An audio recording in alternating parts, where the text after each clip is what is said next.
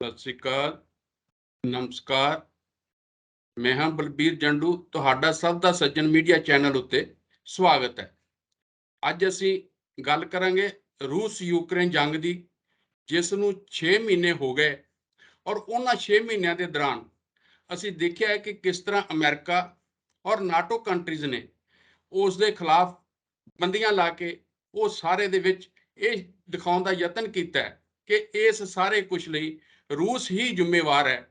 ਔਰ ਜੋ ਕੁਝ ਪਿਛਲੇ ਸਮੇਂ ਦੇ ਅੰਦਰ ਉਹ ਕਰਦੇ ਰਹੇ, ਚਾਹੇ ਅਮਰੀਕਾ ਚਾਹੇ ਨਾਟੋ ਕੰਟਰੀਜ਼, ਉਹ ਸਾਰੇ ਉੱਤੇ ਪਰਦਾ ਪਾਉਣ ਦਾ ਯਤਨ ਕੀਤਾ ਜਾ ਰਿਹਾ। ਔਰ ਨਾਲ ਦੀ ਨਾਲ ਉਹਨਾਂ ਨੇ ਇਹ ਪਾਬੰਦੀਆਂ ਲਾ ਕੇ ਰੂਸ ਦੀ ਆਰਥਿਕਤਾ ਨੂੰ ਵੀ ਕਮਜ਼ੋਰ ਕਰਨ ਦਾ ਯਤਨ ਕੀਤਾ। ਔਰ ਹੁਣ ਬਕਾਇਦਾ 6 ਮਹੀਨੇ ਦੇ ਬਾਅਦ ਆਖਰ ਦੇ ਉੱਤੇ ਰਾਸ਼ਟਰਪਤੀ ਪੁਤਿਨ ਹੋਣਾ ਨੇ ਵੀ ਇਹ ਗੱਲ ਕਹੀ ਕਿ ਜਿੰਨੀ ਦੇਰ ਤੁਸੀਂ ਹਥਿਆਰਾਂ ਦੀ ਸਪਲਾਈ ਬੰਦ ਨਹੀਂ ਕਰਦੇ, ਜਿੰਨੀ ਦੇਰ ਤੁਸੀਂ ਪਾਬੰਦੀਆਂ ਨਹੀਂ ਖਤਮ ਕਰਦੇ, ਉਨੀ ਦੇਰ ਤੱਕ ਇਹ ਜੰਗ ਨਹੀਂ ਰੁਕੇਗੀ, ਇਹ ਜਾਰੀ ਰਹੇਗੀ। ਇਹ ਸਾਰੀ ਸਥਿਤੀ ਦੇ ਉੱਤੇ ਅਸੀਂ ਚਰਚਾ ਕਰਾਂਗੇ। 6 ਮਹੀਨੇ ਗੁਜ਼ਰਨ ਤੋਂ ਬਾਅਦ ਅੱਜ ਅਸੀਂ ਕਿੱਥੇ ਖੜੀ ਹੈ ਜੰਗ, ਇਸ ਦੀ ਚਰਚਾ ਦੇ ਲਈ ਸਾਡੇ ਨਾਲ ਅੱਜ ਜੁੜੇ ਨੇ ਉੱਘੇ ਬੁੱਧੀਜੀਵੀ, ਉੱਘੇ ਲੇਖਕ ਸੁਕੀਰਤ ਆਨੰਦ ਜੀ, ਜਿਨ੍ਹਾਂ ਨੇ ਬੜਾ ਲੰਮਾ ਸਮਾਂ ਨਵਾਂ ਜ਼ਮਾਨਾ ਅਖਬਾਰ ਦੇ ਵਿੱਚ ਵੀ ਆਪਣੇ ਇੱਕ ਬਹੁਤ ਵਧੀਆ ਲੇਖਣ ਦੇ ਨਾਲ ਆਪਣੀ ਇੱਕ ਥਾਂ ਬਣਾਈ ਹੈ।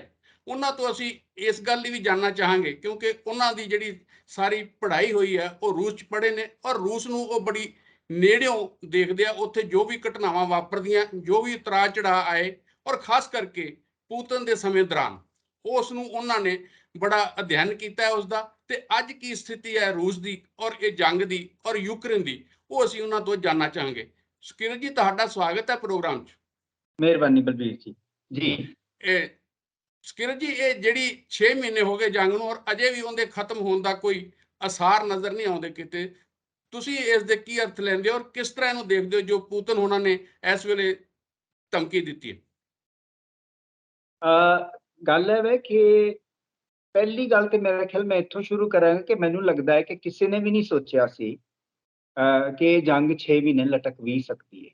ਜਦੋਂ ਇਹ ਸ਼ੁਰੂ ਹੋਈ ਸੀ ਤੇ ਮੈਨੂੰ ਜਾਪਦਾ ਹੈ ਕਿ ਬਹੁਤੇ ਲੋਕਾਂ ਨੇ ਹੀ ਸੋਚਿਆ ਸੀਗਾ ਕਿ ਇਹ ਜੰਗ ਬਹੁਤੇ ਦਿਨ ਨਹੀਂ ਚੱਲਣ ਵਾਲੀ, ਕਿਉਂਕਿ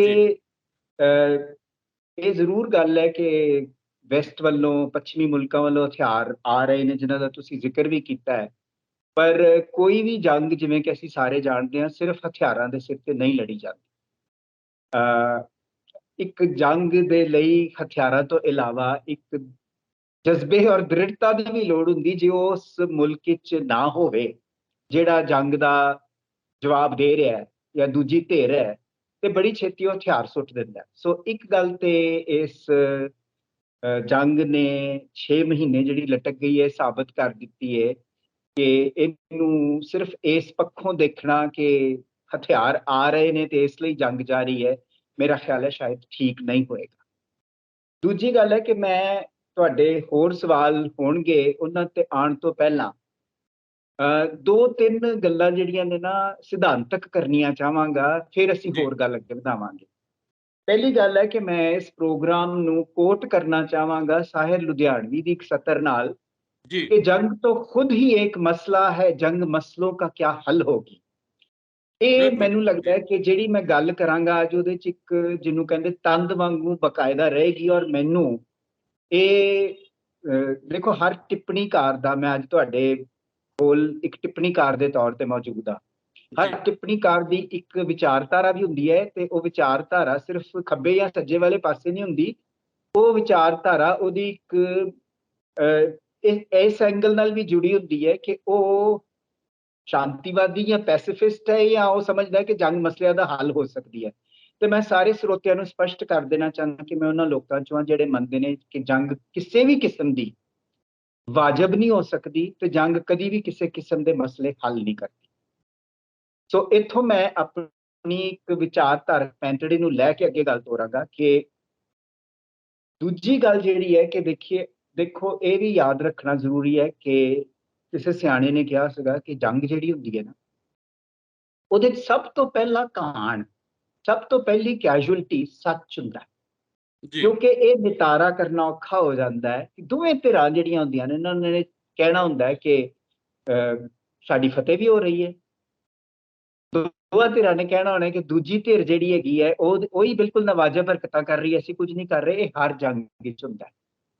ਔਰ ਇਸ ਗੱਲ ਨੂੰ ਮੈਂ ਜ਼ਰਾ ਜ਼ੋਰ ਦੇ ਕੇ ਕਹਿਣਾ ਚਾਹੁੰਦਾ, ਕਿਉਂਕਿ ਹਰ ਜੰਗ ਵਾਂਗੂ ਇੱਥੇ ਕੀ ਹੁੰਦਾ ਹੈ ਕਿ ਜਿਵੇਂ ਦੋ ਧੜਿਆਂ 'ਚ ਖਲਕਤ ਵੰਡੀ ਜਾਂਦੀ ਹੈ, ਜਾਂ ਤੁਹਾਨੂੰ ਉਹ ਲੋਕ ਮਿਲਣਗੇ ਜਿਹੜੇ ਹਰ ਗੱਲ ਲਈ ਸਿਰਫ ਯੂਕਰੇਨ ਨੂੰ ਤੇ ਬ੍ਰੈਕਟਾਂ 'ਚ ਕਹਿੰਦੇ ਆ ਪੱਛਮ ਨੂੰ ਦੋਸ਼ ਮੜਨਗੇ, ਤੇ ਕੁਝ ਹੋਣਗੇ ਜਿਹੜੇ ਹਰ ਗੱਲ 'ਚ ਰੂਸ ਨੂੰ ਦੋਸ਼ ਮੜਨਗੇ।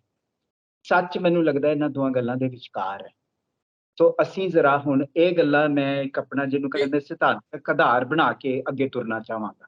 ਜੀ, ਇਹਦੇ ਵਿੱਚ ਇਸ ਤਰ੍ਹਾਂ ਹੈਗਾ ਸੁਖਬੀਰ ਜੀ ਕਿ ਅਸੀਂ ਦੇਖਦੇ ਹਾਂ ਕਿ ਜਿਹੜੇ ਅਮਰੀਕਾ ਔਰ ਪੱਛਮੀ ਮੁਲਕ ਨੇ ਉਹ ਲਗਾਤਾਰ ਇਸ ਗੱਲ ਲਈ ਰੂਸ ਨੂੰ ਹੀ ਜ਼ਿੰਮੇਵਾਰ ਠਹਿਰਾ ਰਿਹਾ ਹੈ ਕਿ ਉਹ ਇਸ ਗੱਲ ਲਈ ਜ਼ਿੰਮੇਵਾਰ ਹੈ ਕਿ ਉੱਥੇ ਜੋ ਕੁਛ ਕਤਲ ਹੋ ਰਿਹਾ ਹੈ, ਮਨੁੱਖਤਾ ਦਾ ਕਤਲ ਹੋ ਰਿਹਾ ਹੈ, ਮਨੁੱਖੀ ਅਧਿਕਾਰਾਂ ਦਾ ਕਤਲ ਹੋ ਰਿਹਾ, ਜਿਸ ਢੰਗ ਨਾਲ ਉਹਨੇ ਹਮਲਾ ਕੀਤਾ ਹੈ, ਉਸ ਦੇ ਲਈ ਉਹ ਸਾਰੇ ਲਈ ਰੂਸ ਨੂੰ ਹੀ ਜ਼ਿੰਮੇਵਾਰ ਕਹਿ ਰਿਹਾ। ਗੱਲ ਹੈ ਵੈ ਕਿ ਮੈਂ ਜਿਹੜੀ ਗੱਲ ਕਹੀ ਹੈ, ਮੈਂ ਫਿਰ ਉਸ ਨੂੰ ਦੁਹਰਾਉਣਾ ਚਾਹਾਂਗਾ ਕਿ ਇਹ ਬਿਲਕੁਲ ਸਹੀ ਗੱਲ ਹੈ। ਮੈਂ ਹੁਣੇ ਹੀ ਕਿਹਾ ਸੀ ਕਿ ਦੋਵੇਂ ਧਿਰਾਂ ਨੇ ਸਾਬਤ ਕਰਨਾ ਹੁੰਦਾ ਕਿ ਦੂਜੀ ਧਿਰ ਗਲਤ ਹੈ। ਜੋ ਕੁਝ ਪੱਛਮ ਸਾਨੂੰ ਕਹਿ ਰਿਹਾ ਵੈ ਕਿ ਰੂਸ ਹੀ ਇਹਦੇ ਲਈ ਜ਼ਿੰਮੇਵਾਰ ਹੈ, ਰੂਸ ਵੀ ਇਨ ਵੀ ਨਹੀਂ ਉਹ ਕੁਝ ਕਹਿ ਰਿਹਾ ਕਿ ਸਿਰਫ ਪੱਛਮ ਇਹਦੇ ਲਈ ਜ਼ਿੰਮੇਵਾਰ ਹੈ ਜਾਂ ਯੂਕਰੇਨ ਇਹਦੇ ਲਈ ਜ਼ਿੰਮੇਵਾਰ ਹੈ। ਮੈਂ ਤਾਂ ਗੱਲ ਹੀ ਇੱਥੋਂ ਸ਼ੁਰੂ ਕਰਦਾ ਵਾਂ ਕਿ ਦੋਵੇਂ ਧਿਰਾਂ ਜਿਹੜੀਆਂ ਨੇ ਉਹ ਦੋਨੋਂ ਇੱਕ ਦੂਜੇ ਨੂੰ ਇਸ ਲਈ ਜ਼ਿੰਮੇਵਾਰ ਠਹਿਰਾ ਰਹੀਆਂ, ਪਰ ਮੇਰੀ ਜਾਚੇ ਸੱਚ ਇਹਨਾਂ ਦੋਵਾਂ ਦੇ ਕਿਧਰੇ ਵਿਚਕਾਰ ਖੜੋਤਾ ਹੈ, ਤੇ ਅਸੀਂ ਅੱਜ ਉਹਦੇ ਬਾਰੇ ਗੱਲ ਕਰਾਂਗੇ। ਇਸ ਲਈ ਇਹ ਨਹੀਂ ਕਿ ਪੁਤਿਨ ਕੀ ਕਹਿ ਰਿਹਾ, ਇਹ ਨਹੀਂ ਕਿ ਵੈਸਟ ਵਾਲੇ ਕੀ ਕਹਿ ਰਹੇ ਨੇ। ਮੇਰਾ ਕਹਿਣਾ ਇਹ ਵੈ ਬਲਬੀਰ ਜੀ ਕਿ ਜੰਗ ਜਿਹੜੀ ਹੈ, ਜੇ ਅਸੀਂ ਐਨਾਲਾਈਜ਼ ਕਰਨਾ ਹੋਵੇ ਤੇ ਸਾਨੂੰ ਇਹਦੇ ਕਾਰਨ ਵੇਖਣੇ ਪੈਣਗੇ, ਕਿਉਂ ਹੋਈ, ਤਾਂ ਕੁਝ ਸਮਝ ਪਏ। ਜੀ ਜੀ। ਤੋ ਗੱਲ ਹੈ ਕਿ ਪਹਿਲਾਂ ਤੇ ਇਹ ਹੈ ਕਿ ਸਾਨੂੰ ਥੋੜਾ ਜਿਹਾ ਇਤਿਹਾਸਕ ਪਿਛੋਕੜ ਦੇਖਣਾ ਪਏਗਾ ਜੀ। ਔਰ ਕੁਝ ਗੱਲਾਂ ਜਿਹੜੀਆਂ ਨੇ ਉਹਨਾਂ ਦੇ ਵੱਲ ਧਿਆਨ ਦੇਣਾ ਪਏਗਾ।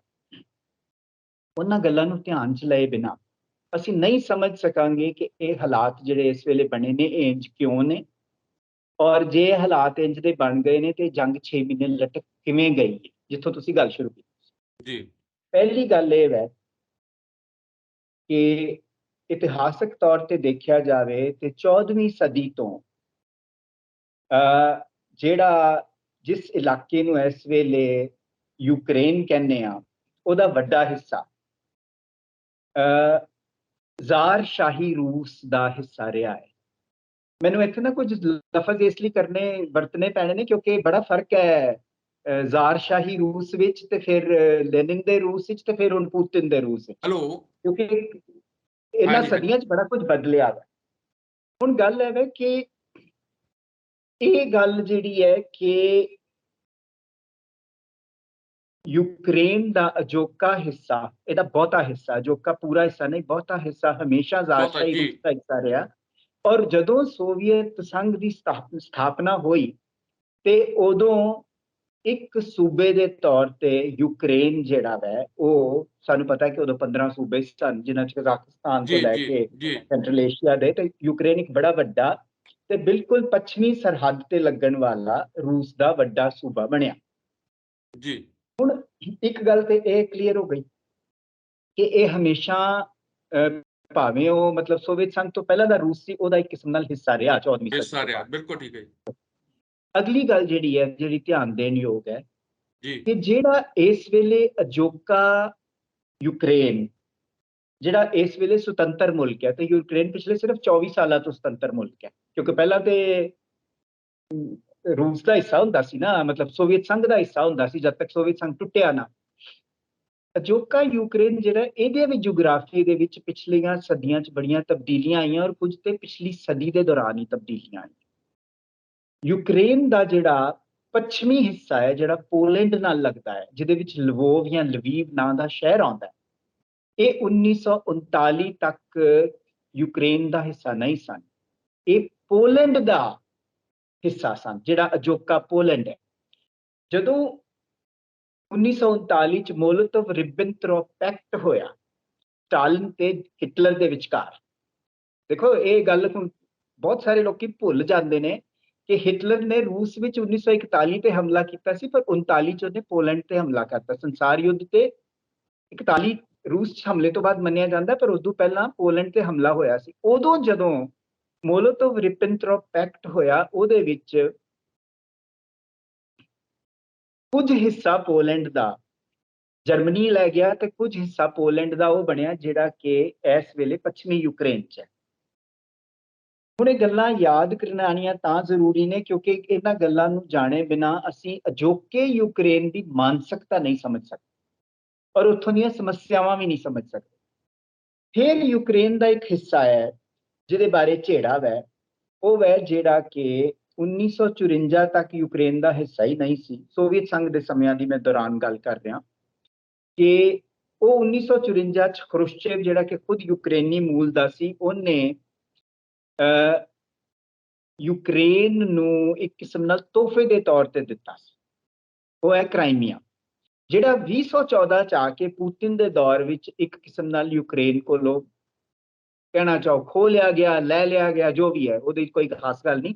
ਪਰ ਇਹ ਸਿਰਫ ਮੈਂ ਇਤਿਹਾਸਕ ਤੱਥ ਦੁਹਰਾ ਰਿਹਾ ਕਿ ਇਸ ਵੇਲੇ ਯੂਕਰੇਨ ਹੈ ਜੀ, ਉਹਦਾ ਜਿਹੜਾ ਪੱਛਮੀ ਹਿੱਸਾ ਹੈ ਉਹ ਜ਼ਾਰਸ਼ਾਹੀ ਰੂਸ ਵੇਲੇ ਯੂਕਰੇਨ ਦਾ ਹਿੱਸਾ ਨਹੀਂ ਸੀ ਜੀ। ਉਹ ਸਿਰਫ 1939 ਵਿੱਚ ਜਦੋਂ ਮੋਲੋਤੋਵ ਰਿਬੈਂਟਰੋਪ ਪੈਕਟ ਹੋਇਆ ਸਟਾਲਿਨ ਤੇ ਹਿਟਲਰ ਦੇ ਵਿਚਕਾਰ, ਉਦੋਂ ਪੋਲੈਂਡ ਦਾ ਉਹ ਹਿੱਸਾ ਜਿਹੜਾ ਵੈ, ਜਿਹੜਾ ਕਿ ਪੋਲੈਂਡ ਦਾ ਪੂਰਬੀ ਹਿੱਸਾ ਹੈ ਪਰ ਇਸ ਵੇਲੇ ਦੇ ਯੂਕਰੇਨ ਦਾ ਐਨ ਪੱਛਮੀ ਹਿੱਸਾ ਜਿਹਦੇ ਚ ਲਵੋਵ ਸ਼ਹਿਰ ਵੀ ਪੈਂਦਾ ਹੈ, ਉਹ ਯੂਕਰੇਨ ਦੇ ਸੂਬੇ ਵਿੱਚ ਆ ਗਿਆ। ਉਸ ਤੋਂ ਇਲਾਵਾ ਕ੍ਰਾਈਮੀਆ ਦਾ ਜਿਹੜਾ ਇੱਕ ਥਾਂ ਹੈ ਜਿਹਦੇ ਬਾਰੇ ਜਿਹਨੂੰ 2014 ਵਿੱਚ ਕਿਹਾ ਜਾਂਦਾ ਕਿ ਪੁਤਿਨ ਨੇ ਯੂਕਰੇਨ ਕੋਲੋਂ ਖੋ ਲਿਆ। ਜੀ ਜੀ। ਕ੍ਰਾਈਮੀਆ 1954 ਤੱਕ ਯੂਕਰੇਨ ਦਾ ਹਿੱਸਾ ਨਹੀਂ ਸੀ, ਸੂਬਾ ਯੂਕਰੇਨ ਦਾ ਹਿੱਸਾ ਨਹੀਂ ਸੀ। ਕ੍ਰਾਈਮੀਆ ਸੂਬਾ ਰੂਸ ਦਾ ਹਿੱਸਾ ਸੀ, ਪਰ ਉਸ ਵੇਲੇ 1954 ਦੇ ਵਿੱਚ ਖਰੁਸ਼ਚੋਵ ਨੇ ਇੱਕ ਕਿਸਮ ਨਾਲ ਤੋਹਫੇ ਦੇ ਤੌਰ ਤੇ ਉਹਨੂੰ ਦੇ ਦਿੱਤਾ ਸੀ ਯੂਕਰੇਨ। ਹੁਣ ਇਹ ਇੰਝ ਹੀ ਹੈ ਤਕਰੀਬਨ, ਮਤਲਬ ਉਂਝ ਤਾਂ ਕਹਿੰਦੇ ਨੇ ਕਿ ਇੱਕ ਦੂਜੀ ਚੀਜ਼ ਨਾਲ ਮੇਚਣਾ ਨਹੀਂ ਚਾਹੀਦਾ, ਪਰ ਮੈਂ ਸਰੋਤਿਆਂ ਦੀ ਜਿਹਨੂੰ ਕਹਿੰਦੇ ਨੇ ਸੌਖਾਈ ਲਈ ਦੱਸ ਦਿੰਦਾ ਬਈ ਸਮਝ ਲਓ ਕਿ ਇੱਕੋ ਹੀ ਮੁਲਕ ਹੈ ਹਿੰਦੁਸਤਾਨ, ਤੇ ਕਿਸੇ ਵੇਲੇ ਜਿਹਨੂੰ ਕਹਿੰਦੇ ਨੇ ਕਿ ਬਈ ਗੁੜਗਾਵਾਂ ਜਿਹੜਾ ਵੈ ਉਹ ਹੈ ਤੇ ਹਰਿਆਣੇ 'ਚ ਹੈ, ਪਰ ਕੋਈ ਡਿਸਾਈਡ ਕਰਦਾ ਹੈ ਪ੍ਰਧਾਨ ਮੰਤਰੀ ਕਿ ਚਲੋ ਗੁੜਗਾਵਾਂ ਜਿਹੜਾ ਹੈ, ਜਾਂ ਅੰਬਾਲਾ ਕਹੀਏ, ਕੋ ਗੁੜਗਾਵਾਂ ਜਰਾ ਪਰੇ ਪੈ ਜਾਂਦਾ ਹੈ, ਕਿ ਅੰਬਾਲਾ ਚਲੋ ਪੰਜਾਬ ਨੂੰ ਦੇ ਦਿੰਦੇ ਆ, ਜਿਹੜਾ ਕਿ 1966 ਤੋਂ ਬਾਅਦ ਹਮੇਸ਼ਾ ਹਰਿਆਣੇ ਦਾ ਰਿਹਾ ਹੈ। ਕ੍ਰਾਈਮੀਆ ਨਾਲ ਤਕਰੀਬਨ ਕੁਝ ਇੰਝ ਹੀ ਹੋਇਆ ਕਿ ਬਹੁਤ ਪਛੜ ਕੇ ਕ੍ਰਾਈਮੀਆ ਵਾਲਾ ਹਿੱਸਾ ਜਿਹੜਾ ਹੈ ਉਹ ਯੂਕਰੇਨ ਨੂੰ ਤੋਹਫੇ ਦੇ ਤੌਰ ਤੇ ਦਿੱਤਾ ਗਿਆ। ਉਹ ਹਿੱਸਾ ਹੈ ਜਿਹੜਾ 2014 ਵਿੱਚ ਯੂਕਰੇਨ ਕੋਲੋਂ ਤੁਸੀਂ ਲਫ਼ਜ਼ ਵਰਤਣਾ ਚਾਹੋ ਖੋ ਲਿਆ, ਲਫ਼ਜ਼ ਵਰਤਣਾ ਚਾਹੋ ਲੈ ਲਿਆ, ਪੁਤਿਨ ਦੇ ਦੌਰ ਵਿੱਚ ਉਹਨੂੰ ਵਾਪਸ ਰੂਸ ਦੇ ਨਾਲ ਜੋੜ ਦਿੱਤਾ ਗਿਆ, ਜਿਹੜਾ ਕਿ ਇੱਕ ਜਿਹਨੂੰ ਕਹਿੰਦੇ ਨੇ ਦੋਵਾਂ ਮੁਲਕਾਂ ਦੇ ਵਿੱਚ ਖੈਬੜਨ ਦਾ ਇੱਕ ਕਾਰਨ ਉਦੋਂ ਵੀ ਬਣਿਆ, ਪਰ ਉਹਦੇ 'ਚ ਰੂਸ ਦੇ ਕੋਲ ਹੀ ਹੈ ਇਸ ਵੇਲੇ, ਹਾਲਾਂਕਿ ਯੂਕਰੇਨ ਕਲੇਮ ਕਰਦਾ ਕਿ ਉਹ ਸਾਡਾ ਹਿੱਸਾ। ਹੁਣ ਇਹ ਸਾਰੀ ਜਿਹੜੀ ਸਥਿਤੀ ਇਹਦੇ 'ਚ ਜੁਗਰਾਫੀਏ ਦੇ ਤਰੀਕੇ ਨਾਲ ਦੇਖਿਆ ਜਾਏ ਤਾਂ ਯੂਕਰੇਨ ਦੇ 3 ਹਿੱਸੇ ਬਣਦੇ ਨੇ। ਇੱਕ ਉਹ ਹਿੱਸਾ ਹੈ ਜਿਹਦੇ 'ਚ ਇਸ ਵੇਲੇ ਜਿਹਨੂੰ ਕਿ ਜਦੋਂ ਜੰਗ ਸ਼ੁਰੂ ਹੋਈ ਹੈ ਤੇ ਰੂਸ ਦਾ ਹਿੱਸਾ ਕਰਾਰ ਹੀ ਦੇ ਦਿੱਤਾ ਸੀ ਵੱਖਰੀ ਰਿਪਬਲਿਕ, ਜਿਹਦੇ 'ਚ ਲੁਹਾਨਸਕ ਤੇ ਦਨੇਟਸਕ ਪੈਂਦੇ ਨੇ, ਉਹ ਅਜੋਕੇ ਯੂਕਰੇਨ ਦਾ ਉਹ ਪੂਰਬੀ ਹਿੱਸਾ ਹੈ ਜਿੱਥੇ ਬੜੀਆਂ ਸਾਰੀਆਂ ਕੋਲੇ ਦੀਆਂ ਖਦਾਨਾਂ ਵੀ ਨੇ ਔਰ ਉੱਥੇ ਬਹੁਤੇ ਰੂਸੀ ਭਾਸ਼ੀ ਲੋਕ ਨੇ। ਇਹ ਪੂਰਬੀ ਯੂਕਰੇਨ ਜੀ ਜੀ ਜੀ ਜੀ। ਇਹ ਬਿਲਕੁਲ ਤੁਸੀਂ ਜੋ ਕਹਿ ਰਹੇ ਆ, ਇਹ ਸਾਰਾ ਇਤਿਹਾਸ ਜਿਹੜਾ ਹੈਗਾ ਉਹ ਅਸੀਂ ਉਸ ਦੀ ਰੌਸ਼ਨੀ 'ਚ ਦੇਖਦੇ ਹਾਂ ਕਿ ਜਦੋਂ ਤੋਂ ਖਾਸ ਕਰਕੇ ਪੁਤਿਨ ਆਇਆ ਉਸ ਸਮੇਂ ਤੋਂ ਬਾਅਦ ਰੂਸ ਨੇ ਜਿਸ ਤਰ੍ਹਾਂ ਆਪਣੀ ਅਰਥ ਵਿਵਸਥਾ ਨੂੰ ਕਾਇਮ ਕੀਤਾ ਹੈ, ਪਰ ਹੁਣ ਜਿਹੜੀ ਸਥਿਤੀ ਹੈ ਮੌਜੂਦਾ ਸਥਿਤੀ ਜਿਹਦੇ ਵਿੱਚ ਇਸ ਵੇਲੇ ਜੰਗ ਖੜੀ ਹੈ 6 ਮਹੀਨੇ ਬਾਅਦ, ਤਾਂ ਉਸ ਜੰਗ ਦਾ ਖਮਿਆਜ਼ਾ ਤਾਂ ਸਾਰੀ ਦੁਨੀਆ ਵਿੱਚ ਭੁਗਤ ਰਹੀ ਹੈ। ਔਰ ਹਰ ਵੇਲੇ ਇਸ ਗੱਲ ਦਾ ਹਰੇਕ ਨੂੰ ਡਰ ਰਹਿੰਦਾ ਹੈ ਕਿ ਪਰਮਾਣੂ ਜੰਗ ਕਿਸੇ ਵੀ ਗਲਤੀ ਦੇ ਕਾਰਨ ਕੋਈ ਵਾਪਰ ਗਈ ਤਾਂ ਦੁਨੀਆ ਦਾ ਕੀ ਬਣੇਗਾ। ਦੁਨੀਆ ਦੀ ਇਸ ਗੱਲ ਤੇ ਵੀ ਚਿੰਤਾ ਹੈਗੀ ਹੈ, ਜਿਹੜੇ ਖਾਸ ਕਰਕੇ ਅਮਨ ਪਸੰਦ ਲੋਕ ਹੈ ਉਹ ਇਸ ਗੱਲ ਦੇ ਉੱਤੇ, ਜਿਸ ਤਰ੍ਹਾਂ ਹੁਣ ਪਿਛਲੇ ਦਿਨਾਂ 'ਚ ਉੱਥੇ ਜਿਹੜਾ ਪਰਮਾਣੂ ਪਲਾਂਟ ਹੈ ਉਹਦੇ ਤੇ ਜਿਸ ਢੰਗ ਨਾਲ ਹਮਲੇ ਹੋਏ, ਔਰ ਉਸ ਤੋਂ ਬਾਅਦ ਹੁਣ ਜਿਹੜੀ ਬਕਾਇਦਾ ਜਿਹੜੀ ਯੂਐਨਓ ਦੀ ਟੀਮ ਹੈ ਉਹ ਵੀ ਉੱਥੇ ਗਈ ਹੈ, ਤਾਂ ਉਸ ਤੋਂ ਵੀ ਲੋਕਾਂ ਨੂੰ ਇਹ ਡਰ ਤਾਂ ਹੈ ਕਿ ਅਜੋਕਾ ਜਿਹੜਾ ਯੁੱਗ ਹੈ ਇਹ ਕਿਤੇ ਸਾਰੀ ਮਾਨਵਤਾ ਲਈ ਖਤਰਾ ਬਣ ਕੇ ਨਾ ਸਾਹਮਣੇ ਆ ਜਾਏ। ਉਹ ਡਰ ਤੇ ਜਾਇਜ਼ ਹੈ। ਕੋਈ ਵੀ ਜੰਗ ਜਿਹੜੀ ਹੈਗੀ ਹੈ, ਅਸੀਂ ਇੱਕ ਐਸੀ ਦੁਨੀਆ 'ਚ ਜਿਉ ਰਹੇ ਹਾਂ ਜਿਸ 'ਚ ਇੰਨੀ ਹਥਿਆਰਬੰਦੀ ਹੈ ਕਿ ਕਿਤੇ ਵੀ ਰੱਬ ਨਾ ਕਰੇ ਪਾਕਿਸਤਾਨ ਤੇ ਹਿੰਦੁਸਤਾਨ 'ਚ ਜੰਗ ਲੱਗ ਜਾਏ ਤਾਂ ਦੁਨੀਆ ਤੇ ਸਾਰੀ ਨੂੰ ਖਤਰਾ ਹੈ, ਦੋਨਾਂ ਕੋਲ ਪਰਮਾਣੂ ਹਥਿਆਰ ਨੇ। ਬਿਲਕੁਲ ਠੀਕ ਹੈ ਗੱਲ, ਤੇ ਉਹ ਤਾਂ ਤੁਹਾਡੀ ਗੱਲ ਜਾਇਜ਼ ਹੈ। ਅਸਲ 'ਚ ਤੇ ਮੈਂ ਜਿੱਥੋਂ ਗੱਲ ਸ਼ੁਰੂ ਕੀਤੀ ਸੀ ਕਿ ਕੋਈ ਵੀ ਜੰਗ ਮਸਲੇ ਦਾ ਹੱਲ ਨਹੀਂ ਹੋ ਸਕਦੀ, ਪਰ ਮੈਂ ਇਹ ਜਿਹੜੀ ਗੱਲ ਕਰ ਰਿਹਾ ਇਸ ਲਈ ਕਿ ਸਮਝਾਉਣ ਲਈ ਕਰ ਰਿਹਾ ਕਿ ਇਸ ਮਸਲੇ ਦੀ ਜੜ ਕਿੱਥੇ ਹੈ। ਨਹੀਂ, ਇਸ ਉਹ ਜੜ ਮਸਲੇ ਦੀ ਬਿਲਕੁਲ ਠੀਕ ਹੈ ਤੁਹਾਡੀ, ਪਰ ਉਸ ਨਹੀਂ ਜੜ ਪਰ ਦਾ ਜਿਹੜਾ ਹੁਣ ਨਤੀਜਾ ਨਿਕਲ ਰਿਹਾ ਅੱਗੇ, ਉਹ ਉਹਦੇ ਤੇ ਜਿਹੜੀ ਅਜੋਕਾ ਸਮਾਜ ਤਾਂ ਜਾਂ ਅਜੋਕੀ ਦੁਨੀਆ ਤਾਂ ਉਹਨੂੰ ਦੇਖ ਰਹੀ ਹੈ ਨਾ ਜੀ। ਹਾਂ, ਫਿਰ ਮੈਂ ਦੱਸੋ ਕਿ ਮੈਂ ਦੁਨੀਆ ਨੂੰ ਕੀ ਦੱਸ ਸਕਦਾ? ਮੈਂ ਜੰਗ ਤੇ ਰੋਕ ਨਹੀਂ ਸਕਦਾ, ਮੈਂ ਤੇ ਨਹੀਂ ਰੋਕ ਸਕਦਾ। ਨਹੀਂ ਨਹੀਂ, ਰੋਕਣ ਦੀ ਨਹੀਂ ਮੇਰਾ ਗੱਲ, ਕੀ ਤੁਹਾਡੀ ਮੈਂ ਇੱਕ ਉਸ ਹਾਂਜੀ ਖਿੱਤੇ ਬਾਰੇ ਜਿਹੜੀ ਇੱਕ ਤੁਹਾਡੀ ਆਪਣੀ ਰਾਏ ਹੈਗੀ ਹੈ ਕਿ ਉੱਥੇ ਜੋ ਕੁਝ ਵਾਪਰ ਰਿਹਾ ਹੈਗਾ ਹੈ, ਉਸ ਦੇ ਵਿੱਚ ਜਿਹੜਾ ਹੈ ਜਿਸ ਢੰਗ ਨਾਲ ਅਮਰੀਕਾ ਡੀਲ ਕਰ ਰਿਹਾ, ਨਾਟੋ ਡੀਲ ਕਰ ਰਿਹਾ, ਜਿਸ ਤਰ੍ਹਾਂ ਉਸ ਦਾ ਖਮਿਆਜ਼ਾ ਤਾਂ ਯੂਰਪ ਨੂੰ ਹੀ ਭੁਗਤਣਾ ਪੈ ਹੀ ਰਿਹਾ ਨਾ ਜੀ। ਬਿਲਕੁਲ ਪੈ ਰਿਹਾ, ਪਰ ਅਸੀਂ ਮਤਲਬ ਹੁਣ ਅਸੀਂ ਗੱਲ ਕਾਹਦੇ ਬਾਰੇ ਕਰ ਰਹੇ ਹਾਂ ਕਿ ਇਹਦਾ ਖਮਿਆਜ਼ਾ ਕਿਉਂਕਿ ਯੂਰਪ ਨੂੰ ਭੁਗਤਣਾ ਪੈ ਰਿਹਾ ਹੈ, ਇਸ ਲਈ ਮਤਲਬ ਮੈਂ ਇਹਦੇ ਨਾਲ ਤੁਹਾਡੇ ਸਹਿਮਤ ਹਾਂ ਕਿ ਇਹਦਾ ਯੂਰਪ ਨੂੰ ਖਮਿਆਜ਼ਾ ਭੁਗਤਣਾ ਪੈ ਰਿਹਾ, ਇਸ ਗੱਲ ਨਾਲ ਵੀ ਸਹਿਮਤ ਹਾਂ। ਪਰ ਨਹੀਂ, ਸਾਰੀ ਵੈਸੇ ਤਾਂ ਸਾਰੀ ਦੁਨੀਆ ਨੂੰ ਭੁਗਤਣਾ ਪੈ ਰਿਹਾ ਕਿਉਂਕਿ ਰੂਸ ਜੀ ਉੱਥੇ ਜ਼ਿਆਦਾ ਨੇੜੇ ਆ, ਤੇ ਇਸ ਕਰਕੇ ਹਾਂ ਹਾਂ, ਸੋ ਤੇ ਇਸ ਮੈਂ ਕਰਕੇ ਤੁਹਾਡਾ ਜਿਸ ਤਰ੍ਹਾਂ ਸਵਾਲ ਦਾ ਨਹੀਂ ਉਹਨਾਂ ਸਮਝ ਦੀ, ਸਕਿਆ, ਤੁਹਾਡਾ ਸਵਾਲ ਨਹੀਂ ਮੈਨੂੰ ਸਮਝ ਆਇਆ, ਤੁਹਾਡੀ ਗੱਲ ਨਾਲ ਮੈਂ ਸਹਿਮਤ ਹਾਂ। ਨਹੀਂ, ਸਵਾਲ ਮੇਰਾ ਇਹ ਹੈ ਕਿ ਜਿਸ ਢੰਗ ਨਾਲ ਹੁਣ ਜੰਗ 6 ਮਹੀਨੇ ਹੋ ਗਏ, ਜੇ ਇਸ ਤਰ੍ਹਾਂ ਹੀ ਚੱਲਦੀ ਹੈ ਤੇ ਜਿਸ ਤਰ੍ਹਾਂ ਮਾਨਵਤਾ ਲਈ ਜਿਹੜਾ ਖਤਰਾ ਜਿਸ ਤਰ੍ਹਾਂ ਦੇ ਮੰਡਰਾ ਰਹੇ ਹੈ, ਉਸ ਸਿਚੁਏਸ਼ਨ ਦੇ ਵਿੱਚ ਜਿਸ ਤਰ੍ਹਾਂ ਪੂਤਨ ਨੇ ਧਮਕੀ ਦਿੱਤੀ ਹੈ, ਤਾਂ ਇਹ ਸਥਿਤੀ ਕਿਸ ਪਾਸੇ ਨੂੰ ਲਿਜਾ ਸਕਦੀ? ਇਤਿਹਾਸਕ ਕਾਰਨ ਦੇ ਬਿਲਕੁਲ ਠੀਕ ਹੈ ਜਿਹੜੇ ਤੁਸੀਂ ਦੱਸੇ ਹੈਗੇ ਆ ਕਿ ਸੋਵੀਅਤ ਸੰਘ ਦੇ ਟੁੱਟਣ ਤੋਂ ਬਾਅਦ ਜਿਸ ਤਰ੍ਹਾਂ ਦੀ ਸਥਿਤੀ ਸੀ, ਤੇ ਉਹਦੇ ਵਿੱਚ ਰਾਸ਼ਟਰਪਤੀ ਪੁਤਨ ਨੇ ਜਿਸ ਢੰਗ ਨਾਲ ਉਸ ਮੁਲਕ ਨੂੰ ਉਸ ਸੰਕਟ ਵਿੱਚੋਂ ਕੱਢ ਕੇ ਤੇ ਫਿਰ ਇੱਕ ਆਰਥਿਕ ਮਜ਼ਬੂਤੀ ਵਾਲਾ ਮੁਲਕ ਬਣਾਇਆ, ਤੇ ਜਿਸ ਤਰ੍ਹਾਂ ਦੀ ਹੁਣ ਸਥਿਤੀ ਹੈ ਉਹਦੇ 'ਚ ਕੀ ਰੂਸ ਵੀ ਕਮਜ਼ੋਰ ਹੋਏਗਾ ਜਾਂ ਯੂਕਰੇਨ ਦੀ ਹੀ ਤਬਾਹੀ ਹੋ ਕੇ ਤੇ ਉਸ ਤੋਂ ਬਾਅਦ ਜਿਹੜੀ ਸਥਿਤੀ ਬਣੇਗੀ ਉਹ ਸਾਹਮਣੇ ਆਏਗੀ?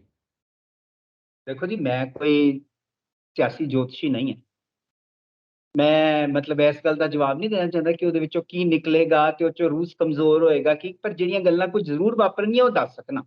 ਇਹ ਤੇ ਜੀ ਇਹ ਕੌਣ ਕਹਿ ਸਕਦਾ, ਕਿਹੜਾ ਟਿੱਪਣੀਕਾਰ ਹੈ ਜਿਹੜਾ ਛਾਤੀ ਠੋਕ ਕੇ ਕਹਿ ਸਕਦਾ ਕਿ ਕੱਲ ਨੂੰ ਇੰਜ ਹੀ ਹੋਏਗਾ? ਪਰ ਕੁਝ ਗੱਲਾਂ ਜ਼ਰੂਰ ਨੇ, ਉਹ ਇਹ ਨੇ ਕਿ ਇਤਿਹਾਸਕ ਤੌਰ ਤੇ ਦੋਨਾਂ ਮੁਲਕਾਂ ਦੇ ਵਿੱਚ ਇੰਨੀ ਨੇੜਤਾ ਸੀ, ਵਿਆਹਕ ਸੰਬੰਧਾਂ ਦੀ ਵੀ ਨੇੜਤਾ ਸੀ। ਇਸ ਜੰਗ ਤੋਂ ਬਾਅਦ ਜਿਹੜਾ ਨੁਕਸਾਨ ਹੋਇਆ ਹੈ ਉਹ ਨੁਕਸਾਨ ਇਹ ਹੋਇਆ ਹੈ ਕਿ ਦੁਨੀਆ ਤੇ ਬਾਕੀ ਤੇ ਬਾਅਦ ਵਿੱਚ ਆਵਾਂਗੇ ਕਿ ਇਹ ਜਿਹੜਾ ਐਡਾ ਸਖਤ ਇੱਕ ਦੂਜੇ, ਦੇਖੋ ਤੁਸੀਂ ਗੱਲ ਇੱਥੋਂ ਸ਼ੁਰੂ ਕੀਤੀ ਸੀ 6 ਮਹੀਨੇ ਜੰਗ ਕਿਉਂ ਚੱਲਦੀ ਹੈ।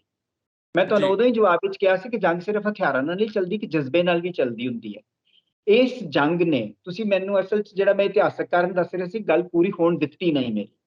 ਉਹ ਮੈਂ ਦੱਸ ਰਿਹਾ ਸੀਗਾ ਕਿ ਯੂਕਰੇਨ ਜਿਹੜਾ ਵੈ ਉਹਦਾ ਪੂਰਬੀ ਹਿੱਸਾ ਰੂਸੀ ਬੋਲਣ ਵਾਲਿਆਂ ਦਾ ਹੈ, ਉਹਦਾ ਪੱਛਮੀ ਹਿੱਸਾ ਪੋਲਿਸ਼ ਬੋਲਣ ਵਾਲਿਆਂ ਦਾ ਜਾਂ ਯੂਕਰੇਨੀਓ ਨੇ ਜਿਹੜੇ ਕਦੇ ਪੋਲੈਂਡ ਦਾ ਹਿੱਸਾ ਸਨ। ਉਹਨਾਂ ਨੇ ਦੋਵਾਂ ਦੇ ਧਰਮ ਵੀ ਵੱਖਰੇ ਵੱਖਰੇ ਨੇ ਵਿਦਿਨ ਕ੍ਰਿਸਚਨ, ਕਿਉਂਕਿ ਜਿਹੜੇ ਰੂਸੀਆਂ ਦੇ ਨੇੜੇ ਨੇ ਯੂਕਰੇਨੀ ਬਸ਼ਿੰਦੇ ਜਾਂ ਰੂਸੀ ਨੇ ਜਿਹੜੇ, ਉਹ ਹੈਗੇ ਨੇ ਜਿਹਨੂੰ ਕਿਹਾ ਜਾਂਦਾ ਹੈ ਸਲਾਵਕ ਚਰਚ ਵਾਲੇ ਲੋਕ।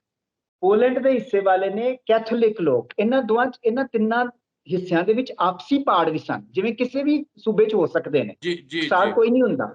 ਪਰ ਪੁਤਿਨ ਨੇ ਜਿਸ ਤਰੀਕੇ ਨਾਲ ਹਮਲਾ ਕੀਤਾ, ਔਰ ਮੇਰੇ ਕੋਲ ਕੋਈ ਹੋਰ ਲਫ਼ਜ਼ ਨਹੀਂ ਹੈ, ਹਮਲਾ ਹੀ ਮੈਨੂੰ ਕਵਾਂਗਾ, ਇਹਨੂੰ ਮੈਂ ਨਹੀਂ ਜੀ ਕਵਾਂਗਾ ਜੀ ਕਿ ਜੀ ਹਮਲਾ ਨਹੀਂ ਉਹਨੇ ਕੀਤਾ। ਜਿਸ ਤਰੀਕੇ ਨਾਲ ਉਹਨੇ ਹਮਲਾ ਕੀਤਾ, ਉਹਨੇ ਹਰ ਸ਼ੇਡ ਹਰ ਰੰਗ ਦੇ ਯੂਕਰੇਨੀ ਨੂੰ ਜੋੜ ਦਿੱਤਾ ਹੈ। ਇਸ ਕਰਕੇ ਜੰਗ 6 ਮਹੀਨੇ ਤੋਂ ਚੱਲ ਰਹੀ ਹੈ। ਮੈਂ ਕਹਿਣਾ ਇਹ ਚਾਹ ਰਿਹਾ ਵਾਂ ਕਿ ਜਿਸ ਤਰੀਕੇ ਨਾਲ ਫਰਵਰੀ 'ਚ ਜੰਗ ਸ਼ੁਰੂ ਕੀਤੀ ਗਈ ਅਚਾਨਕ, ਨਾ ਪੁਤਿਨ ਨੂੰ ਖਿਆਲ ਸੀ, ਨਾ ਸਾਡੇ ਵਰਗੇ ਟਿੱਪਣੀਕਾਰਾਂ ਨੂੰ ਖਿਆਲ ਸੀਗਾ ਕਿ ਇਹ ਜੰਗ ਬਹੁਤਾ ਦੇਰ ਚੱਲੇਗੀ।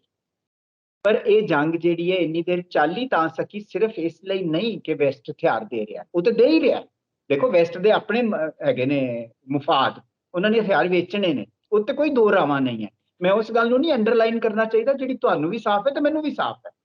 ਮੈਂ ਅੰਡਰਲਾਈਨ ਇਸ ਗੱਲ ਨੂੰ ਕਰ ਰਿਹਾ ਵਾਂ ਕਿ ਇਸ ਜੰਗ ਦਾ ਸਭ ਤੋਂ ਵੱਡਾ ਨੁਕਸਾਨ, ਜਿਹੜੇ ਮੇਰੇ ਹਿਸਾਬ ਨਾਲ ਨੁਕਸਾਨ ਨੇ ਹੋਏ ਨੇ, ਇੱਕ ਕਹਿ ਹੈ ਕਿ ਬੜੇ ਚਿਰਾਂ ਤੋਂ ਇਹ ਚੱਲ ਰਿਹਾ ਸੀਗਾ ਕਿ ਯੂਕਰੇਨ ਨੂੰ ਨੈਟੋ ਦੀ ਮੈਂਬਰਸ਼ਿਪ ਹੋਣੀ ਨਹੀਂ ਚਾਹੀਦੀ, ਕਿਉਂਕਿ ਉਹ ਬਿਲਕੁਲ ਰੂਸ ਨੂੰ ਉਂਗਲ ਕਰਨ ਵਾਲੀ ਗੱਲ ਹੁੰਦੀ ਉਹਨੂੰ ਨੈਟੋ ਮੈਂਬਰਸ਼ਿਪ ਦੇਣਾ। ਜੀ ਦੇਖੋ ਜਦੋਂ ਇਹ ਜੰਗ ਵੀ ਸ਼ੁਰੂ ਹੋਈ ਹੈ ਨਾ, ਉਦੋਂ ਤੱਕ ਵੀ ਯੂਕਰੇਨ ਕੋਈ ਨਾਟੋ ਦਾ ਮੈਂਬਰ ਨਹੀਂ ਸੀ, ਕਿਉਂਕਿ ਨਾਟੋ ਹੌਲੀ ਹੌਲੀ ਲੱਗਦਾ ਸੀਗਾ ਕਿ ਸੋਵੀਅਤ ਸੰਘ ਤੇ ਰਿਹਾ ਨਹੀਂ, ਦੁਨੀਆ ਤਕਰੀਬਨ ਇੱਕ ਧਿਰੀ ਹੋ ਗਈ ਹੈ, ਰੂਸ ਉਹ ਜਿਹਾ ਰਿਹਾ ਨਹੀਂ ਜਿਹੋ ਜਿਹਾ ਪਹਿਲਾਂ ਹੁੰਦਾ ਸੀ ਤਾਕਤਵਰ, ਤੇ ਨਾਟੋ ਦੀ ਕੋਈ ਬੁੱਕਤ ਨਹੀਂ ਸੀ ਰਹੀ। ਪਰ ਜੀ ਪੁਤਿਨ ਦੇ ਇਸ ਕੋਟ ਅਨਕੋਟ ਹਮਲੇ ਨੇ ਨਾਟੋ ਦੀ ਬੁੱਕਤ ਵਧਾ ਦਿੱਤੀ ਹੈ, ਜਿਹੜੀ ਬੜੀ ਮਾੜੀ ਗੱਲ ਹੈ। ਉਹ ਇਹ ਵੈ ਕਿ ਹੁਣ ਕੀ ਹੋ ਰਿਹਾ ਵੈ ਕਿ ਨਾਟੋ ਜਿਹਨੂੰ ਸਮਝਿਆ ਜਾਂਦਾ ਸੀਗਾ ਕਿ ਨਾਟੋ ਦੀ ਕੋਈ ਲੋੜ ਹੀ ਨਹੀਂ ਰਹਿ ਗਈ, ਹੁਣ ਸਿਰਫ ਯੂਕਰੇਨ ਹੀ ਨਹੀਂ, ਹੁਣ ਤੇ ਤੁਹਾਨੂੰ ਪਤਾ ਫਿਨਲੈਂਡ ਤੇ ਸਵੀਡਨ ਜਿਹੜੇ ਕਿ ਸੰਸਾਰ ਜੰਗ ਵੇਲੇ ਬਿਲਕੁਲ ਨਿਊਟਰਲ ਰਹੇ, ਉਹ ਕਹਿੰਦੇ ਉਹ ਅਸੀਂ ਵੀ ਉਹਨਾਂ ਨਾਟੋ ਨਾਲ ਚ ਜਾ ਆਣਾ। ਜੁੜੇ। ਬਿਲਕੁਲ ਤੋ ਠੀਕ। ਤੁਹਾਡੇ ਸਵਾਲ ਦਾ ਜਵਾਬ ਮੈਂ ਇਹ ਦੇਣਾ ਚਾਹੁੰਦਾ ਬਲਬੀਰ ਜੀ ਕਿ ਮੇਰੇ ਕੋਲ ਇਹ ਜਵਾਬ ਨਹੀਂ ਹੈਗਾ ਕਿ ਜੰਗ ਕੱਲ ਕਮਜ਼ੋਰ ਪਏਗੀ ਜਾਂ ਪਰਮਾਣੂ ਬਣ ਜਾਏਗੀ ਜਾਂ ਨਹੀਂ ਬਣੇਗੀ, ਇਹਦਾ ਕਿਸੇ ਕੋਲ ਕੋਈ ਜਵਾਬ ਨਹੀਂ ਹੈ। ਪਰ ਜੀ ਇਹ ਵੈ ਕਿ ਇਸ ਸਾਰੇ ਕਿੱਸੇ ਦੇ ਵਿੱਚ, ਜਿਹਦੇ ਵਿੱਚ ਮੈਂ ਇਹ ਮੰਨ ਕੇ ਤੁਰਦਾ ਕਿ ਨਾ ਸਿਰਫ ਇਹ ਗੱਲ ਇਸ ਤਰ੍ਹਾਂ ਕਹੀ ਜਾ ਸਕਦੀ, ਬੜਾ ਤੁਹਾਡੀ ਜੇਕਰ ਨਜ਼ਰ ਖੱਬੇ ਪੱਖੀ ਹੋਵੇ, ਤੁਸੀਂ ਕਹਿਣ ਲੱਗ ਪੈਂਦੇ ਹੋ ਕਿ ਜੀ ਇਹ ਸਾਰਾ ਅਮਰੀਕਾ ਦਾ ਕਸੂਰ ਹੈ ਜਾਂ ਪੱਛਮ ਦਾ ਕਸੂਰ ਹੈ। ਜੇ ਤੁਹਾਡੀ ਨਜ਼ਰ ਜਿਹੜੀ ਹੈ ਸੱਜੇ ਪੱਖੀ ਹੋਏ, ਤੁਸੀਂ ਕਹਿਣ ਲੱਗ ਪੈਂਦੇ ਹੋ ਇਹ ਸਾਰਾ ਪੁਤਿਨ ਦਾ ਕਸੂਰ ਹੈ। ਮੈਂ ਉੱਥੇ ਖੜ ਕੇ ਗੱਲ ਕਰ ਰਿਹਾ ਕਿ ਅਸਲ 'ਚ ਇਹਦੇ ਇਤਿਹਾਸਕ ਕਾਰਨ ਨੇ। ਇਹ ਗੱਲ ਜਿਹੜੀ ਹੈਗੀ ਹੈ, ਤੁਸੀਂ ਵੈਸੇ ਇਸ ਗੱਲ ਵੱਲ ਇਸ਼ਾਰਾ ਖੁਦ ਹੀ ਕੀਤਾ ਔਰ ਇਹ ਠੀਕ ਕੀਤਾ ਕਿ ਪੁਤਿਨ ਨੇ ਆਪਣੀ ਵੀ ਗੱਦੀ ਕਾਇਮ ਰੱਖਣ ਲਈ, ਦੇਖੋ ਤਕਰੀਬਨ 30-25 ਸਾਲਾਂ ਤੋਂ ਇੱਕ ਕਿਸਮ ਨਾਲ ਸੁਪਰੀਮ ਪਾਵਰ ਤੇ ਬੈਠਾ ਹੋਇਆ ਆਪਣੇ ਮੁਲਕ ਵਿੱਚ। ਜੀ ਜੀ ਉਹਨੂੰ ਵੀ ਕੁਝ ਨਾ ਕੁਝ ਘਾੜਤਾਂ ਘੜਨੀਆਂ ਪੈਂਦੀਆਂ ਨੇ ਆਪਣੇ ਲੋਕਾਂ ਦਾ ਨੈਸ਼ਨਲਿਜ਼ਮ ਉਭਾਰਦੇ ਰਹਿਣ ਲਈ। ਤੇ ਜੀ ਜੇ ਮੈਂ ਇੱਥੇ ਮਾਰਕਸ ਤੇ ਇੱਕ ਕਹੇ ਨੂੰ ਕੋਟ ਕਰਾਂ ਨਾ, ਕੋਟ ਨਾ ਕਰਾਂ ਬਲਕਿ ਉਹਨੂੰ ਥੋੜਾ ਘੁਮਾ ਕੇ ਕਵਾਂ, ਮਾਰਕਸ ਨੇ ਕਿਹਾ ਸੀਗਾ ਕਿ ਧਰਮ ਜਿਹੜਾ ਅਫੀਮ ਹੈ ਲੋਕਾਂ ਨੂੰ ਮੂਰਖ ਬਣਾਉਣ ਲਈ। ਜੀ ਕਈ ਵਾਰੀ ਅੰਨਾ ਰਾਸ਼ਟਰਵਾਦ ਜਿਹੜਾ ਹੁੰਦਾ ਵੈ ਉਹ ਵੀ ਅਫੀਮ ਹੀ ਹੁੰਦਾ ਆਪਣੇ ਲੋਕਾਂ ਨੂੰ ਮੂਰਖ ਬਣਾਉਣ ਲਈ। ਉਹਦੀ ਮਿਸਾਲ ਮੈਂ ਹੁਣ ਇੱਥੇ ਜਾਣਾ ਨਹੀਂ ਚਾਹੁੰਦਾ, ਹਿੰਦੁਸਤਾਨ ਤੁਹਾਨੂੰ ਇਸ ਵੇਲੇ ਵੀ ਦਿਸ ਜਾਏਗੀ। ਸੋ ਪੁਤਿਨ ਜਿਹੜਾ ਇੱਕ ਅੰਨਾ ਕਿਸਮ ਦੀ ਪੈਟਰੀਓਟਿਜ਼ਮ ਜਾਂ ਨੈਸ਼ਨਲਿਜ਼ਮ ਹੈ ਉਹਨੂੰ ਵੀ ਵਰਤਦਾ ਹੈ। ਇਹਦੀਆਂ ਬੜੀਆਂ ਸਾਰੀਆਂ ਮਿਸਾਲਾਂ ਨੇ। ਹੁਣ ਉਹਦੇ ਚੋਂ ਕੀ ਹੈ ਕਿ ਪੁਤਿਨ ਨੇ ਸ਼ਾਇਦ ਇਹ ਗੈਂਬਲ ਇਹ ਸੋਚ ਕੇ ਲਿਆ ਕਿ ਇਹ 4-6 ਦਿਨ ਚ ਲੜਾਈ ਮੁੱਕ ਜਾਏਗੀ। ਉਹ ਨਹੀਂ ਮੁੱਕੀ, ਜੋ ਤੁਹਾਡੇ ਸਾਰਿਆਂ ਦੇ ਸਾਹਮਣੇ, ਮੇਰੇ ਸਾਹਮਣੇ ਵੀ, ਤੁਹਾਡੇ ਸ਼ੁਰੂ ਚ ਇਹੀ ਪ੍ਰਭਾਵ ਸੀ। ਬਿਲਕੁਲ ਹਾਂ, ਠੀਕ ਹੈ। ਉਹ ਨਹੀਂ ਮੁੱਕੀ। ਔਰ ਉਹਦਾ ਕਾਰਨ ਮੈਨੂੰ ਜੋ ਜਾਪਦਾ ਉਹ ਹੈ ਕਿ ਜਦੋਂ ਇੰਜ ਜਾਇਜ਼, ਦੇਖੋ ਜੰਗ ਤੇ ਹਰ ਨਾਜਾਇਜ਼ ਹੁੰਦੀ, ਕੋਈ ਵੀ ਜੰਗ ਜਾਇਜ਼ ਨਹੀਂ ਹੁੰਦੀ, ਪਰ ਇਹ ਜਿਸ ਤਰੀਕੇ ਨਾਲ ਹੋਇਆ ਉਹਨੇ ਅਸਲ ਵਿੱਚ 3 ਧਿਰਾਂ ਚ ਵੰਡੇ ਹੋਏ ਯੂਕਰੇਨ ਨੂੰ ਤਕਰੀਬਨ ਇਕੱਠਿਆਂ ਕਰ ਦਿੱਤਾ, ਇਕਮੁੱਠ ਕਰ ਦਿੱਤਾ। ਦੂਜੀ ਗੱਲ, ਜੀ ਯੂਰਪ ਆਪਣੇ ਆਪ ਚ ਬੜੀਆਂ ਸਾਰੀਆਂ ਤਰੇੜਾਂ ਨਾਲ, ਅਮਰੀਕਾ ਦੀ ਤਾਂ ਗੱਲ ਹੀ ਇੱਕ ਪਾਸੇ ਹਲੇ ਲਾਂਭੇ ਰਹਿਣ ਦਿਓ, ਜੀ ਯੂਰਪ ਆਪਣੇ ਆਪ ਚ ਬੜੀਆਂ ਸਾਰੀਆਂ ਤਰੇੜਾਂ ਚ ਵੰਡਿਆ ਹੋਇਆ ਹੈ, ਫਰਾਂਸੀਸੀਆਂ ਦੀਆਂ, ਜਰਮਨੀ ਨਾਲ, ਫਰਾਂਸ ਦੀਆਂ ਅੰਗਰੇਜ਼ਾਂ ਨਾਲ, ਬਾਕੀ ਕਈ ਗੱਲਾਂ ਨੇ, ਉਹਨਾਂ ਦੇ ਕਿੰਨੇ ਸਾਰੇ ਧੜੇਬੰਦੀ ਜਿਹੀ ਸੀ। ਇਸ ਜੰਗ ਨੇ ਉਹਨਾਂ ਨੂੰ ਵੀ ਇਕਮੁੱਠ ਕਰ ਦਿੱਤਾ। ਤਾਂ ਹੁਣ ਇਹ ਹੈ ਕਿ ਅਸਲ ਵਿੱਚ ਇਸ ਜੰਗ ਦਾ ਸਭ ਤੋਂ ਵੱਡਾ ਖਮਿਆਜ਼ਾ ਜਿਹੜਾ ਹੈ ਉਹ ਇਸ ਤਰ੍ਹਾਂ ਭੁਗਤਣਾ ਪੈਣਾ ਮਾਨਵਤਾ ਨੂੰ, ਜਿੱਥੋਂ ਤੁਸੀਂ ਗੱਲ ਕਰਦੇ ਹੋ ਜੀ ਜੀ ਕਿ ਇਹਦਾ ਬੜਾ, ਜਿਹਨੂੰ ਕਹਿੰਦੇ ਨੇ, ਦੂਰ ਰਸੀਏ ਦੇ ਨਤੀਜੇ ਨਿਕਲਣਗੇ ਕਿ ਇੱਕ ਕਿਸਮ ਨਾਲ, ਮੇਰੇ ਹਿਸਾਬ ਨਾਲ, ਲੰਮੀ ਔਰ ਭੈੜੀ ਕਿਸਮ ਦੀ ਠੰਡੀ ਜੰਗ ਦਾ ਦੌਰ ਫੇਰ ਸ਼ੁਰੂ ਹੋ ਰਿਹਾ ਹੈ। ਜੀ ਕੀ ਇੱਥੇ ਇਹ ਵੀ ਲੱਗਦਾ ਸੁਕੀਰਤ ਜੀ ਕਿ ਇਸ ਤੋਂ ਬਾਅਦ ਜੇ ਜੰਗ ਜਦੋਂ ਖਤਮ ਹੁੰਦੀ ਹੈ ਜਾਂ ਇਸੇ ਦੌਰਾਨ ਹੀ ਜਿਸ ਤਰ੍ਹਾਂ ਦੀ ਸਥਿਤੀ ਬਣ ਰਹੀ ਹੈ ਕਿ ਦੁਨੀਆ ਫਿਰ ਨਵੇਂ ਸਿਰੇ ਤੋਂ ਇਸ ਤਰ੍ਹਾਂ ਹੀ ਖੇਮਿਆਂ 'ਚ ਵੰਡੀ ਜਾਏਗੀ? ਮੈਨੂੰ ਜਾਪਦਾ ਕਿ ਉਹ ਜਿਹਨੂੰ ਕਹਿੰਦੇ ਪ੍ਰਕਿਰਿਆ ਸ਼ੁਰੂ ਹੋ ਚੁੱਕੀ ਹੈ। ਜਦੋਂ ਮੈਂ ਕਹਿੰਦਾ ਨਾ ਕਿ ਇਸ ਜੰਗ ਨੇ ਜਿਸ ਢੰਗ ਨਾਲ ਇਹ ਜੰਗ, ਦੇਖੋ ਗੱਲ ਹੈ ਕਿ ਮੈਂ ਫਿਰ ਇਸ ਗੱਲ ਤੇ ਆਉਣਾ ਚਾਹੁੰਦਾ ਕਿ ਇਹ ਮੰਨਣ ਵਾਲੀ ਗੱਲ, ਮੈਂ ਮੰਨਦਾ ਇਸ ਗੱਲ ਨੂੰ ਕਿ ਪੱਛਮ ਬਹੁਤ ਜ਼ਿਆਦਾ ਉਂਗਲ ਕਰ ਰਿਹਾ ਸੀ। ਸਿਆਣੇ ਹੁੰਦੇ ਨਾ ਪੱਛਮ ਵਾਲੇ ਲੋਕ, ਤੇ ਉਹਨਾਂ ਨੂੰ ਸੋਚਣਾ ਚਾਹੀਦਾ ਸੀ, ਪੱਛਮ ਵਾਲੀਆਂ ਧਿਰਾਂ, ਕਿ ਕੋਈ ਫਾਇਦਾ ਨਹੀਂ ਹੈ ਇਹ ਉਂਗਲ, ਇਹ ਤਲਵਾਰ ਜਿਹੀ ਰੂਸ ਦੇ ਸਿਰ ਤੇ ਲਟਕਾਈ ਰੱਖਣਾ ਕਿ ਅਸੀਂ ਯੂਕਰੇਨ ਨੂੰ ਕਿਸੇ ਦਿਨ ਵੀ ਨਾਟੋ ਦੀ ਮੈਂਬਰਸ਼ਿਪ ਦੇ ਦੇਵਾਂਗੇ, ਕਿਉਂਕਿ ਬਿਲਕੁਲ ਦੀਆਂ ਬਰੂਹਾਂ ਤੇ ਨਾਟੋ ਫਿਰ ਪਹੁੰਚ ਜਾਂਦੀ ਹੈ। ਇਹ ਧਮਕੀਆਂ ਬਾਰ-ਬਾਰ ਦੇ ਕੇ ਉਹਨਾਂ ਨੇ ਪੁਤਿਨ ਨੂੰ, ਉਹ ਪੁਤਿਨ ਨੂੰ ਪਰਖ ਰਹੇ ਸਨ। ਪੁਤਿਨ ਵੀ ਜਿਹੜਾ ਵੈ ਉਹਨੇ ਵੀ ਕਿਹਾ ਕਿ ਫਿਰ ਮੈਂ ਵੀ ਵਿਖਾਉਣਾ ਕਿ ਮੈਂ ਕੀ ਕਰ ਸਕਦਾ। ਜੀ ਮੈਂ ਸਾਈਡ ਦੋਵਾਂ ਚੋਂ ਕਿਸੇ ਦੀ ਨਹੀਂ ਲੈਣੀ ਚਾਹੁੰਦਾ। ਇਹ ਅਸਲ 'ਚ ਦੋ ਕਿਸਮ ਦੀਆਂ, ਜਿਹਨੂੰ ਕਹਿੰਦੇ ਨੇ, ਬਦਗੁਮਾਨ ਪੈਂਤਨਿਆਂ ਚੋਂ ਉਭਰੀ ਹੋਈ ਜੰਗ ਹੈ, ਜਿਹਦੇ 'ਚ ਪਹਿਲੀ ਗੱਲ ਹੈ ਕਿ ਘਾਣ ਬੱਚਾ ਘਾਣ ਸਭ ਤੋਂ ਪਹਿਲਾਂ ਬਿਲਕੁਲ ਠੀਕ, ਇਹ ਯੂਕਰੇਨ ਦੇ ਲੋਕਾਂ ਦਾ ਹੋ ਰਿਹਾ। ਇਹ ਕਦੀ ਨਾ ਭੁੱਲੀਏ, ਜਦੋਂ ਜੰਗ ਹੁੰਦੀ ਸਭ ਤੋਂ ਪਹਿਲਾਂ ਲੋਕ ਮਰਦੇ ਨੇ। ਬਿਲਕੁਲ। ਇਸ ਵੇਲੇ ਮੈਂ ਹੁਣੇ ਇੰਗਲੈਂਡ ਤੋਂ ਹੋ ਕੇ ਆਇਆ, ਬਾਕੀ ਮੈਂ ਯੂਰਪੀ ਮੁਲਕਾਂ 'ਚ ਨਹੀਂ ਜਾ ਸਕਿਆ ਵੀਜ਼ਾ ਇਸ਼ੂ ਦੇ ਕਾਰਨ, ਪਰ ਇੰਗਲੈਂਡ ਭਰਿਆ ਪਿਆ ਇਸ ਵੇਲੇ ਯੂਕਰੇਨੀ ਰਿਫਿਊਜੀਆਂ ਦੇ ਨਾਲ। ਜੀ ਕੋਈ ਘਰ, ਦੇਖੋ ਘਰ ਆਪਣਾ ਛੱਡ ਕੇ ਕੋਈ ਨਹੀਂ ਜਾਂਦਾ ਜਦ ਤੱਕ ਇਹ ਛੱਡਣਾ ਪੈ ਨਾ ਜਾਵੇ। ਹੁਣ ਇਹ ਹੈ ਕਿ ਇਹ ਜਿਹੜੀ ਗੱਲ ਹੈ ਕਿ ਇਹ ਸਾਰੀ ਪ੍ਰਕਿਰਿਆ ਨੇ ਦੋ ਖੇਮਿਆਂ ਦੇ ਵਿੱਚ ਦੁਨੀਆ ਮੁੜ ਤੋਂ ਵੰਡ ਦਿੱਤੀ ਹੈ।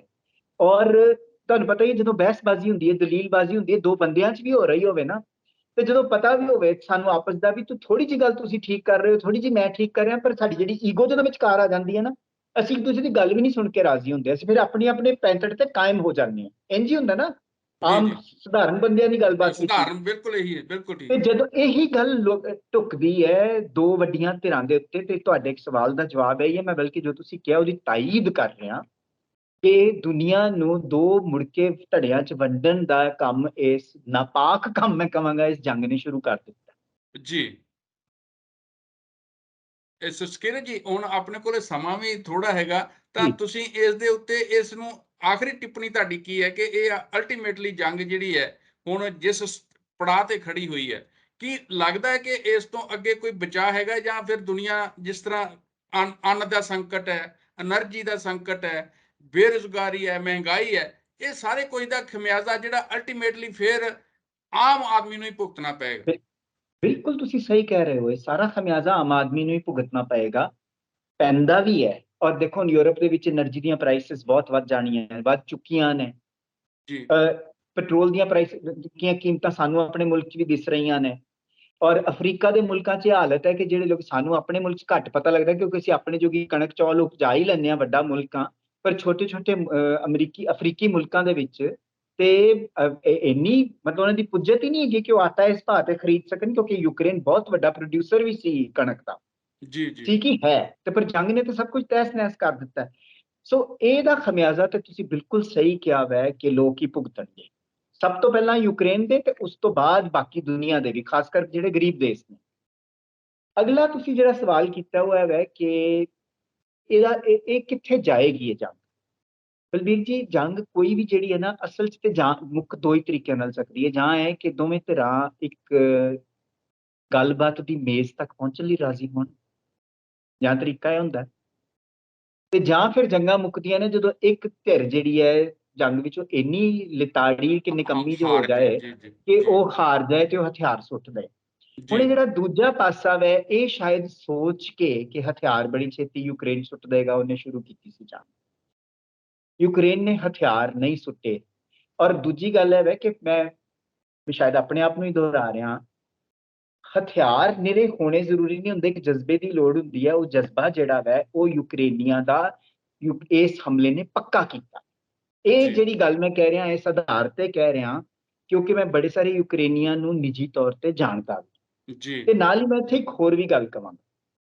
ਉਹ ਹੈ ਕਿ ਬੜੇ ਸਾਰੇ ਰੂਸ ਵਿੱਚ ਵੀ ਲੋਕ ਨੇ ਜਿਹੜੇ ਇਸ ਜੰਗ ਨੂੰ, ਤੁਹਾਨੂੰ ਆਵਾਜ਼ ਆ ਰਹੀ ਹੈ? ਹਾਂਜੀ ਹਾਂਜੀ, ਬਿਲਕੁਲ ਆ ਰਹੀ। ਹਾਂ, ਜਿਹੜੇ ਇਸ ਜੰਗ ਨੂੰ ਜਾਇਜ਼ ਨਹੀਂ ਠਹਿਰਾਉਂਦੇ। ਜੀ ਸੋ ਇਹ ਵੀ ਇਮਕਾਨ, ਇਹਦੇ ਨਾਲ ਵੀ ਇੱਕ ਤੀਜੀ ਗੱਲ ਇਹ ਬਣਦੀ ਹੈ ਕਿ ਕਈ ਵਾਰ ਇੰਜ ਵੀ ਹੁੰਦਾ ਜੇ ਕਿ ਕਿਸੇ ਵੀ ਜੰਗ ਲੜਨ ਵਾਲੇ ਨੂੰ ਇਸ ਵੇਲੇ ਜੇ ਪੁੱਤਰ ਨਾ ਵੀ ਸੋਚਦਾ ਹੋਏ ਕਿ ਗੱਲਬਾਤ ਦੀ ਮੇਜ਼ ਤੱਕ ਪਹੁੰਚਣਾ ਚਾਹੀਦਾ, ਕਿਉਂਕਿ ਮੈਨੂੰ ਲੱਗਦਾ ਹੈ ਕਿ ਇੱਕ ਖਾਸ ਸਮੇਂ ਦੇ ਬਾਅਦ ਪੱਛਮ ਦੇ ਧਿਰਾਂ ਨੂੰ ਵੀ ਇਹ ਸਮਝ ਆ ਗਈ ਹੋਈ ਹੈ, ਜਾਂ ਆ ਜਾਣੀ ਹੈ, ਕਿ ਇਹਨੂੰ ਮੁਕਾਣਾ ਹੀ ਪੈਣਾ, ਨਹੀਂ ਤੇ ਖਮਿਆਜ਼ਾ ਉਹਨਾਂ ਨੂੰ ਵੀ ਬੜਾ ਭੁਗਤਣਾ ਪੈਣਾ। ਯੂਰਪ ਦੇ ਮੁਲਕਾਂ ਨੂੰ ਤੇ ਭੁਗਤਣਾ ਪੈ ਹੀ ਰਿਹਾ ਇਸ ਵੇਲੇ એનર્ਜੀ ਪ੍ਰਾਈਸਿਸ ਕਰਕੇ।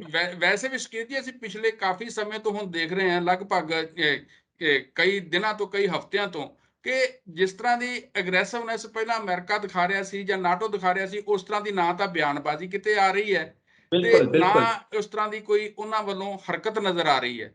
ਹਥਿਆਰ ਤਾਂ ਬਿਲਕੁਲ ਬੇਸ਼ੱਕ ਉਹ ਦੇਈ ਜਾ ਰਹੇ ਹੋਣ। ਹਾਂ। ਸੋ ਹੁਣ ਅਸਲ 'ਚ ਇਹ ਹੈ ਕਿ ਮਤਲਬ ਇਹ ਹੈ ਕਿ ਪੁਤਿਨ ਵੀ ਜੇਕਰ ਥੋੜਾ ਜਿਹਾ ਆਪਣੇ ਉੱਚ ਦੁਮਾਲੜੇ ਮਹਿਲ ਤੋਂ ਥੱਲੇ ਲੱਥੇ ਤੇ ਜੇ ਨੈਗੋਸੀਏਸ਼ਨ ਟੇਬਲ ਤੱਕ ਆਵੇ, ਤਾਂ ਇਹ ਜੰਗ ਖਤਮ ਹੋਣੀ ਬਹੁਤ ਜ਼ਰੂਰੀ ਹੈ। ਨਹੀਂ ਤਾਂ ਇਹਦੇ ਪਰਿਣਾਮ ਜਿਹੜੇ ਨੇ, ਇਹਦੇ ਨਤੀਜੇ ਬਹੁਤ ਭੈੜੇ ਹੋਣਗੇ, ਔਰ ਲੰਮੇ ਸਮੇਂ ਲਈ ਭੈੜੇ ਹੋਣਗੇ। ਮੈਨੂੰ ਲੱਗਦਾ ਇੱਥੇ ਤੱਕ ਹੀ ਗੱਲ ਮੁਕਾਨਾ, ਕਿਉਂਕਿ ਹੁਣ ਸਾਡੇ ਠੀਕ ਕੋਲ ਠੀਕ ਸਮਾਂ ਵੀ ਨਹੀਂ ਰਿਹਾ। ਠੀਕ ਠੀਕ। ਜੀ ਦੋਸਤੋ, ਜਿਹੜੇ ਸਾਡੇ ਦੋਸਤ ਇਸ ਪ੍ਰੋਗਰਾਮ ਨਾਲ ਜੁੜੇ, ਜੇ ਦੋਸਤੋ ਤੁਹਾਨੂੰ ਸਾਡਾ ਇਹ ਪ੍ਰੋਗਰਾਮ ਚੰਗਾ ਲੱਗਾ, ਤੁਸੀਂ ਇਸ ਨੂੰ ਲਾਈਕ ਵੀ ਜ਼ਰੂਰ ਕਰਨਾ, ਆਪਣੇ ਦੋਸਤਾਂ ਨਾਲ ਵੀ ਸ਼ੇਅਰ ਕਰਨਾ, ਤੇ ਚੈਨਲ ਨੂੰ ਸਬਸਕ੍ਰਾਈਬ ਕਰਨਾ। ਸਕੀਰਤ ਜੀ, ਤੁਹਾਡਾ ਵੀ ਬਹੁਤ ਬਹੁਤ ਧੰਨਵਾਦ, ਤੁਸੀਂ ਜੁੜੇ ਔਰ ਦਰਸ਼ਕਾਂ ਨੂੰ ਜਿਹੜੀ ਉੱਥੋਂ ਦੇ ਇਤਿਹਾਸਿਕ ਪੱਖ ਸੀਗੇ, ਇਤਿਹਾਸਿਕ ਰੀਜ਼ਨ ਸੀਗੇ ਲੜਾਈ ਦੇ, ਉਹਨਾਂ ਤੋਂ ਜਾਣੂ ਕਰਾਇਆ। ਬਹੁਤ ਬਹੁਤ ਧੰਨਵਾਦ। ਮਿਹਰਬਾਨੀ ਬਲਬੀਰ ਜੀ, ਸ਼ੁਕਰੀਆ।